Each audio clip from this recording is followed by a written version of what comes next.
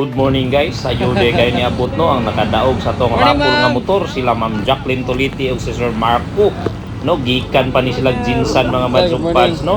Ug sayo kay silang niabot diri sa Tagum City para i-claim na ang ilhang daog nga motor.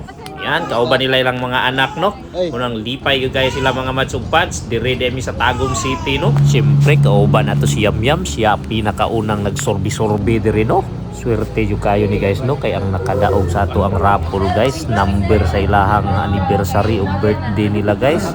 Maunang ingana sila kaswerte mga madsugpads, gisorbe dahil nila ang unit no. Sa mga natingala anong EDB maning atong gihatag nga Honda Click man tatong giparapol ning dugang dahil sila og cash guys no. Ug gusto nila nga EDB na lang ang ilahang kuhaon mo nang ang ipalit na tog Honda Click gipalit na lang og EDB nya nag-add sila cash mga mads. So mao to sulod na dayon mi sa office mga mads ug pads kay mo pirma na si sir, ihatag dayon nato sa iyaha no kay ipangalan na nato sa iyaha para wala na daghang problema mo itong nagpila-fill up na si sir o gibayran dayon nato ang unit mga madsug pads. Pagkahuman nagpicture dayon mi kauban ang pamilya nila o kauban na mo mauto lipay kay si mamog si sir no kay naa na sila EDB.